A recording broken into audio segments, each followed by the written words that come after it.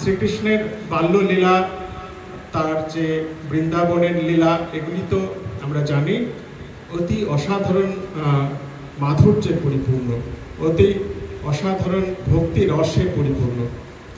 যারা ভক্তিপথের সাধক আছে তাদের জন্য এই ঝুলন, রাস পূর্ণিমা ইত্যাদি শ্রীকৃষ্ণের বাল্যকালের সঙ্গে সম্পর্কিত যে সমস্ত লীলা, সেগুলি তাদের কাছে একটা পরম পাওয়া।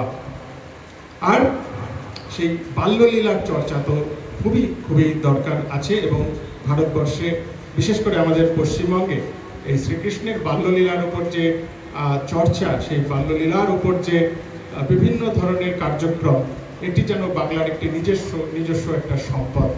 সেই জন্য স্বামী বিবেকানন্দ বলছেন যে শ্রীকৃষ্ণের মতো মস্তিষ্ক আর জন্মাবে না। হ্যাঁ, এই কথাটি আমার খুব ভালো লাগে। শ্রীকৃষ্ণের মতো বুদ্ধিমান, শ্রীকৃষ্ণের মতো মস্তিষ্ক যেন আর জন্মাবে না। শ্রীকৃষ্ণ এমন জিনিস আমাদের দিয়েছিলেন, সেই শ্রীকৃষ্ণকে আমরা বেশি করে ভালোবাসি, অ্যাডমায়ার করি। সেই কৃষ্ণের শিক্ষা থেকে আমাদের শিক্ষিত হয়ে আমাদের যে জাতির দুর্বলতা, আমাদের যে কাপুরুষতা, আমাদের যে ভিতরে যে ভীরুতা রয়েছে, সেগুলিকে ওভারকাম করাই আমাদের এখন লক্ষ্য।